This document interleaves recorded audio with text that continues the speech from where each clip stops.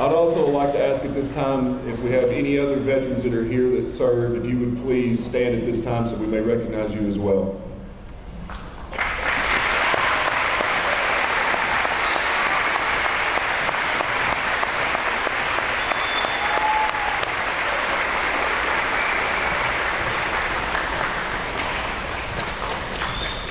Thank you, and thank you for your service.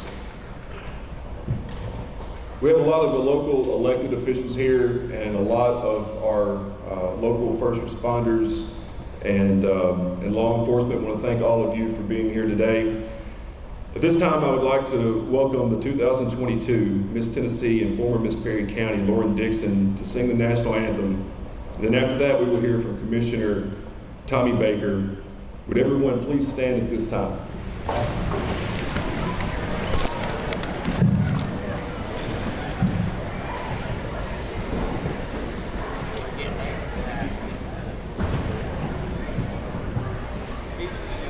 Oh, say, can you see by the dawn's early light what so proudly we held at the twilight's last gleaming, whose broad stripes and bright stars through the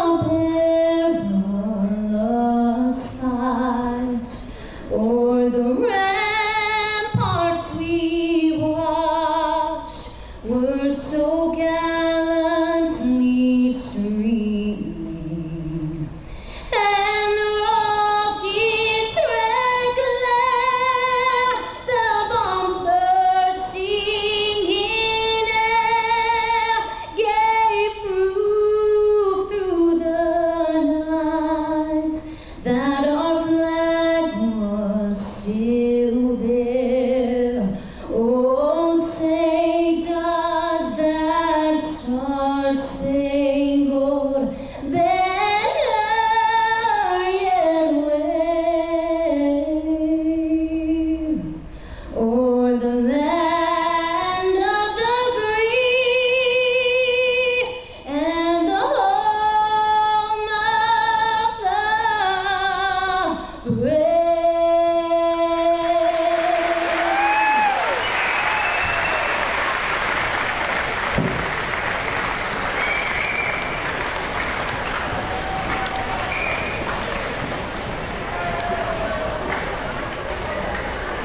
Good morning.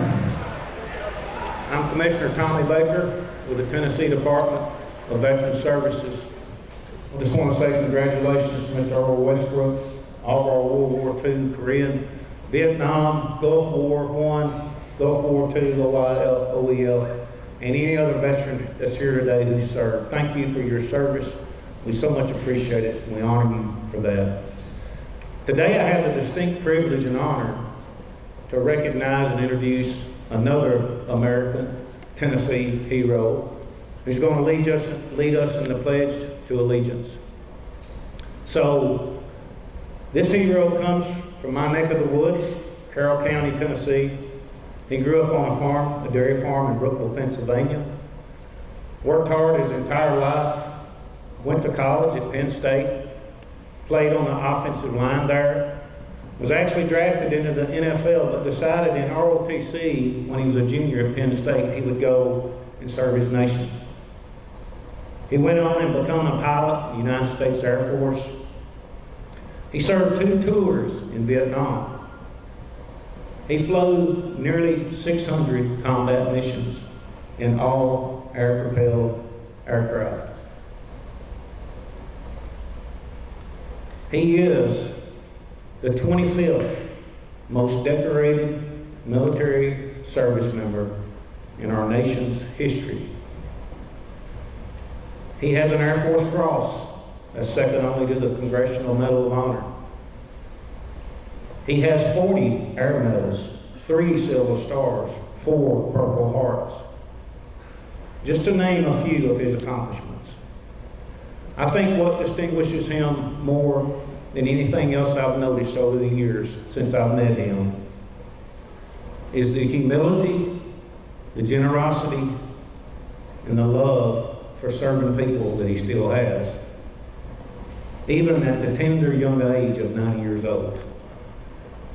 Him and Miss Barbara live in Carroll County, and they're there as a beacon of light of what we all want to be, to serve our nation and to serve others.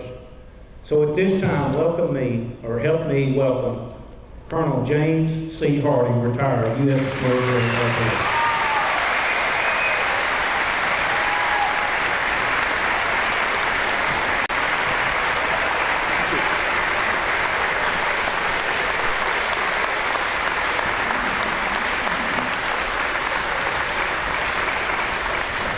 Thank you very much, John Baker. I wear the uniform today because I want to honor World War II and Korean veteran, Technical Sergeant Earl Westbrooks. Thank you so much for what you've done for our country. And to honor all veterans of all services and all wars who served so honorably. My dad and 4 uncles and 1 aunt were all in World War II for the duration of World War II. When I think about serving our nation in the military, I think about the people who put their lives on the line to do what they needed to do to get us back to where we belong. One of those people was Colonel John Darmese. He flew in Vietnam, flew the F-105 Thunder Chief. He was shot down over North Vietnam in 1967 as a POW with the North Vietnamese. He tried to escape twice, and both times he was recaptured. He was the only POW in the Vietnam War who kept his promise to not say anything but his name, rank, and service number. And they were tortured. They were tied up in knots, hung from the ceiling, and yet he was able to resist. Human potential is actually a state of mind. A state of mind. We can do more than we think we can do.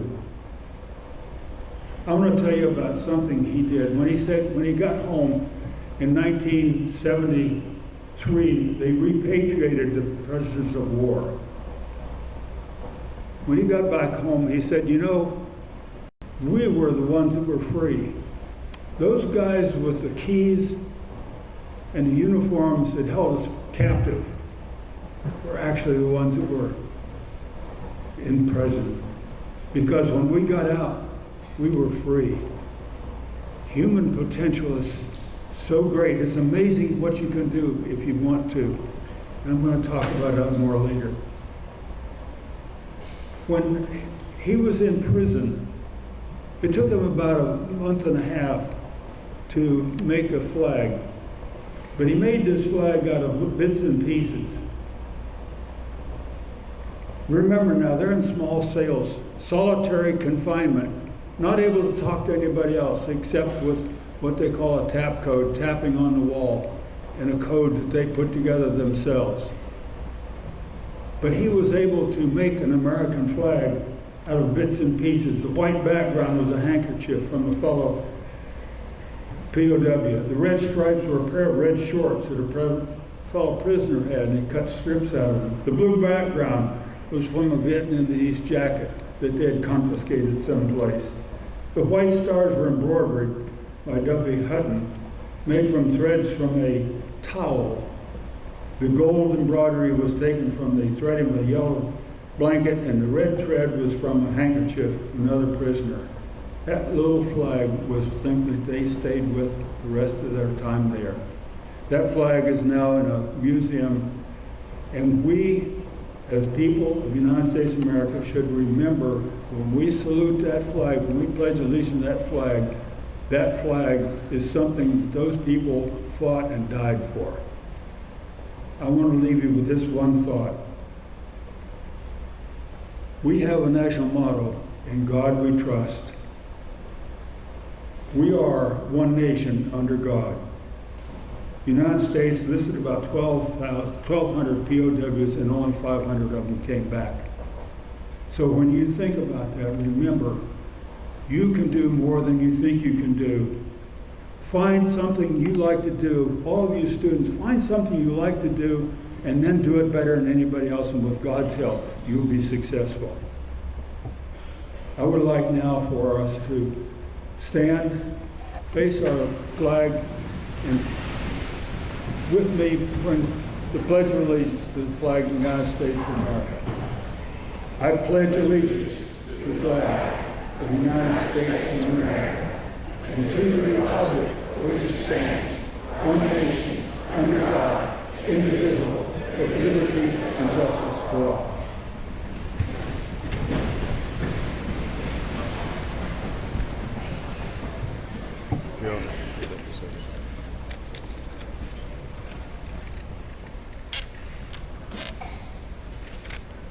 I'd like to introduce to you Senator Jackson has a resolution he'd like to present. Senator Jackson is an Army veteran. He's the Vice Chairman of the Government Operations Committee and Chair of the Calendar Committee. He has served as a Tennessee legislator since 2015. Please help me welcome Senator Jackson.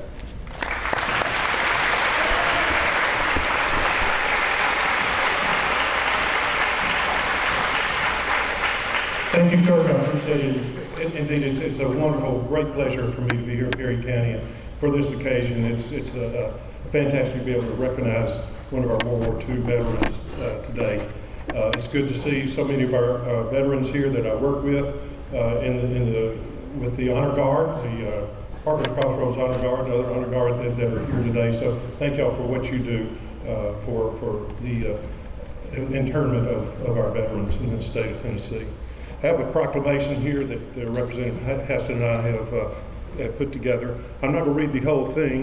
This is the proclamation.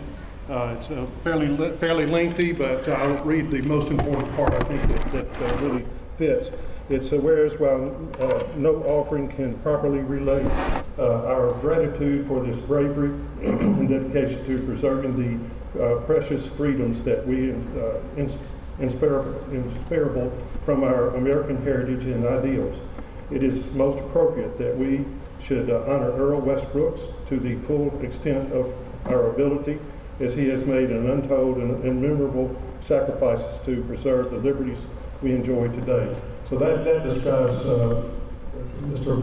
Sergeant Westbrook, a World War II veteran, and we sure do thank him for his service to our country, and other two World War II veterans. But Mr. Westbrook, thank you very much for your service to our country. We appreciate it.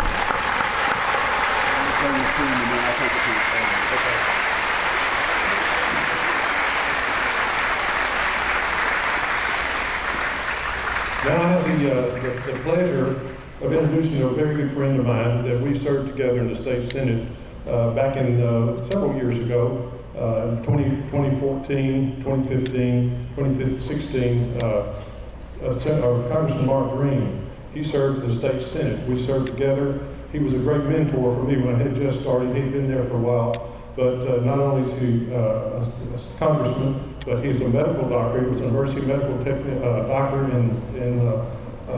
in the Army Major, so he's a veteran. So I want to introduce my very good friend and a leader of our country of Homeland Security, Congressman Mark Green.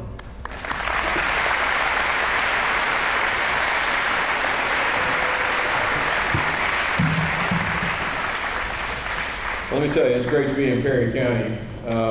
This is the heart of our country.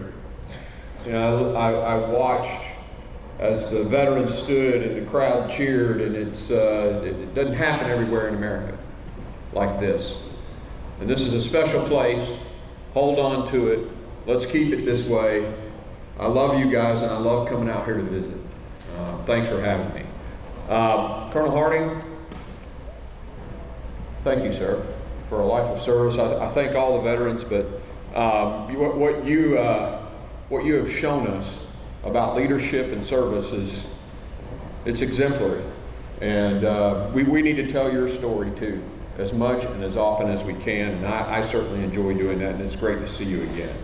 We got some elected officials here. I appreciate your willingness to serve. It's service too to the community and the country. And these two guys right here down in the, where'd Kurt run off to? Oh, there he is. Do a great job for you guys down in Nashville. They're spectacular. And Commissioner General,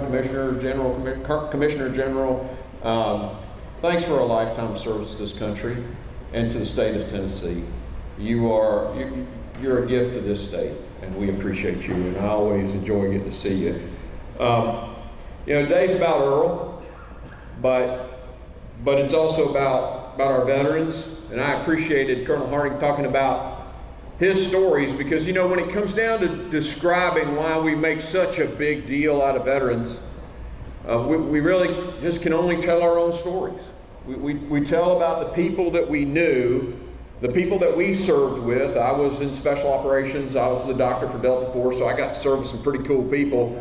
But when people ask me, why do we make such a big deal out of these guys, these men and women who served our nation, I can only tell you the stories I know. And I think for me, why we need to make such a big deal out of this day is just the courage that it takes to go. I'm reminded of a soldier, a guy named Corey. When I showed up at the Special Operations Unit and reported in, the guy who greeted me was a guy named Corey. Now, most of the young people in this room won't remember this, but the older folks will. At the beginning of the War on Terror, there was a battle on Roberts Ridge in Afghanistan, and a Navy SEAL fell out of the back of a helicopter, and we sent a quick reaction force of Rangers and Navy SEALs to go get him, or go get his body. And so they flew in there and they were ambushed by 250 Taliban. And they fought on that hill. Well, Corey was in that battle, got a Silver Star, probably should have gotten a higher award, but he got a Silver Star because he was shot 7 times and he continued to give medical attention to the people on that hill until he went unconscious from blood loss. Now Corey is recovering from his wounds, and he's greeting me as I come into this special unit. Well, guess who's flying into into Iraq only 3 or 4 months later, sitting next to me in that helicopter? Corey was. Think about the courage that it takes to go the first time, but think about the courage that it takes to go to combat after you've been shot 7 times. And that courage that is displayed by all of our veterans is why we make such a big deal out of our veterans. Courage. And I'm reminded of another story. This story, of course, is about the never quit mentality of our warriors. Like I said, I was the doc for Delta Force, and we were downrange in Iraq. And a sniper for the unit had already passed his retirement date, but he hadn't had a chance to get a flight back home. He was technically out of the Army. But he's there, and a mission comes up, and he goes to the commander and says, "I'm going on this mission." And the commander said, "Rob, you're technically out, man. You're just going to go home and out process. We got this." He said, "My guys are here. I'm here. I'm going. And in fact, I want to be the breacher on this mission." Now, the breacher is the first person through the door. They blow the charge and they go in. Well, unfortunately, that night, the enemy was waiting with a secondary charge. And when that Delta operator went through the door, it went off and he was killed instantly. Now, here was a guy who'd done his time, but he would never quit. And that's indicative of all our warriors, all our veterans, all the men and women who serve in this great country. They will sweat, they will bleed, they will die, but they will never quit. And that is why we make such a big deal out of these guys and gals. Courage. Never quit. I was there when Pat Tillman was killed, the NFL football player who hung up the shoulder pads of a probably future Hall of Fame NFL career, and he put on the body armor of an Army Ranger, and he died on a desert floor in Afghanistan. I will never forget his coffin, draped by that American flag. passing through a cordon of our nation's most elite warriors, there wasn't a dry eye. Now, all of us who serve give some sacrifice. Some give all. And that day, Pat gave all. Sacrifice. That's why we make such a big deal out of the men and women who raise their right hand and take that oath to serve and die, potentially, for the Constitution of the United States. And we can't forget, it's not just the warrior. It's their families too. If you saw the movie Lone Survivor, where the single Navy SEAL is rescued after his entire team is wiped out in Afghanistan, a helicopter that is coming in to rescue them, my unit, crashes, killing everyone on board. And one of the guys in that aircraft was a guy named Trey Ponder. There's a bridge named after him in Williamson County, a Tennessean, a volunteer. I was searching through Facebook about a year after Trey's death, and I found his Facebook page. The family had left it up. And there was a picture, the last post on it was of a little girl about 12 years old. And the post said, "I love you and I miss you, Daddy." That soldier gave his life for our country. That little girl gave her dad. Who will walk her down the aisle someday? She made an incredible sacrifice, and we can never forget the sacrifice of the families, right, gentlemen, ladies?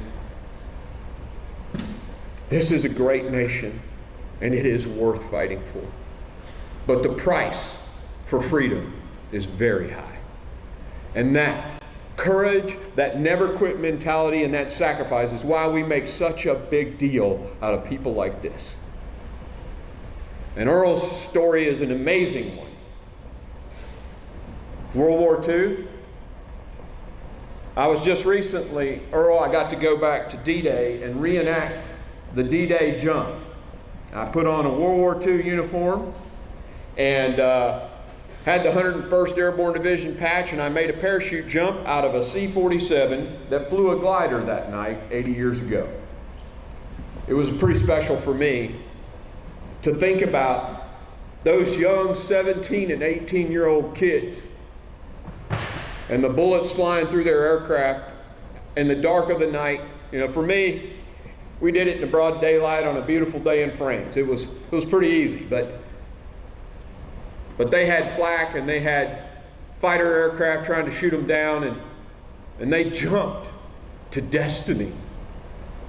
A rendezvous with destiny.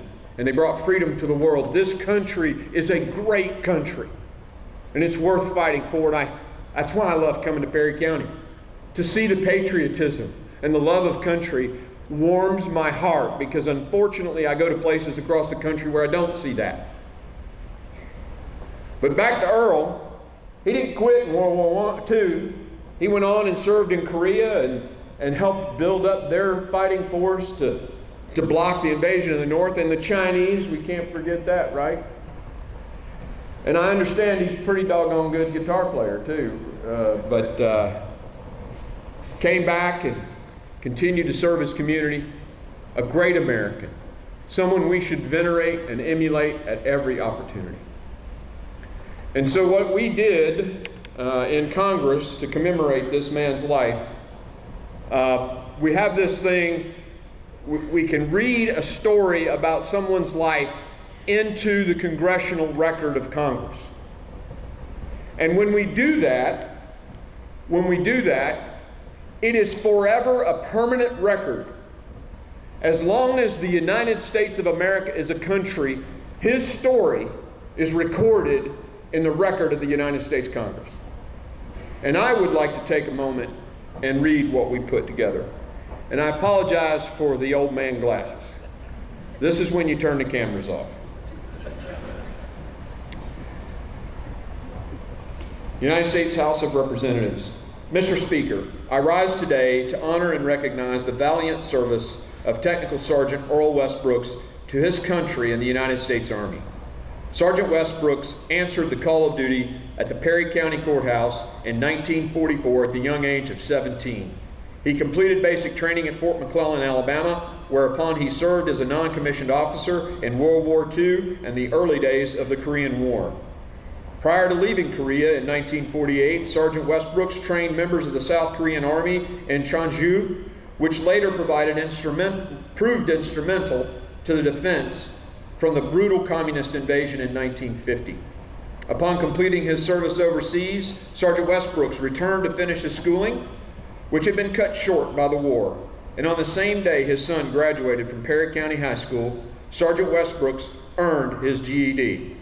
Ever the servant leader, he's deeply involved in his community and an active member of Faith Baptist Church in Linden, Tennessee.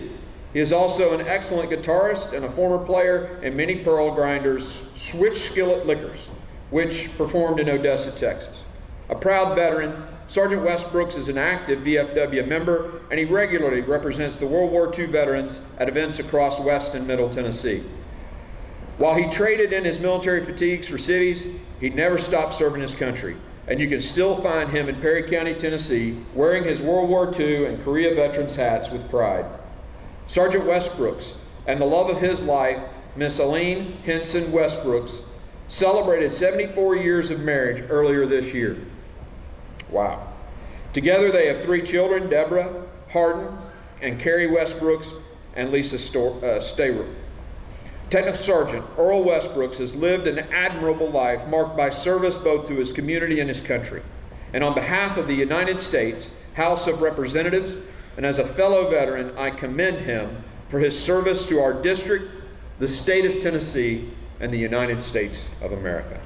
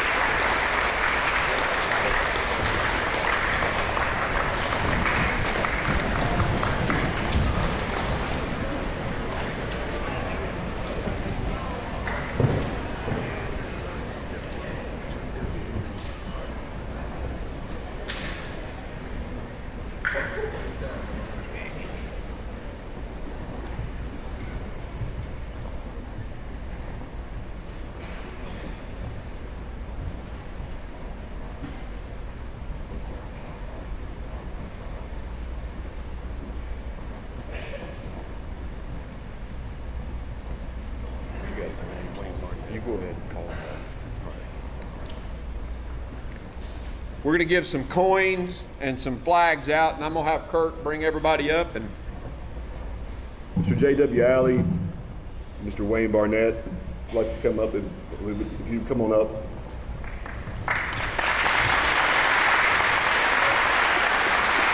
I'd like to make this presentation, this medal and flag for these World War II veterans. Thank you. thank you for your service, sir. This is a flag coming into the Capitol. If you haven't gotten one before, that's a shame because you deserve it. Thank you, sir. Appreciate it. This is,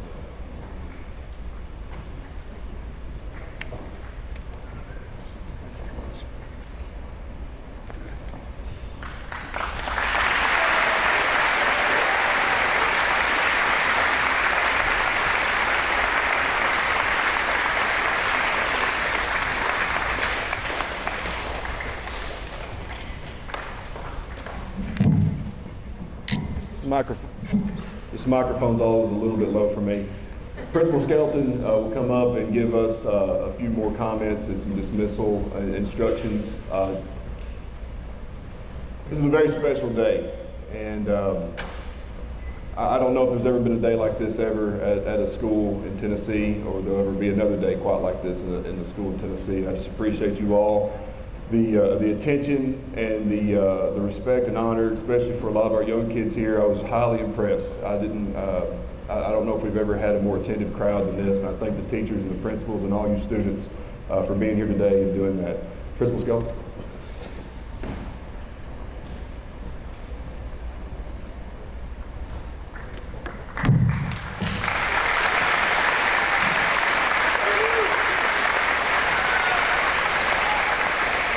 Thank you, Representative Green. Thank you, Representative Haston, for all of your work, and all those who put this event together. It is a special day here for Perry County Schools to witness such an event. Thank you for everyone that is in attendance. We appreciate you coming out to support some of our nation's finest men.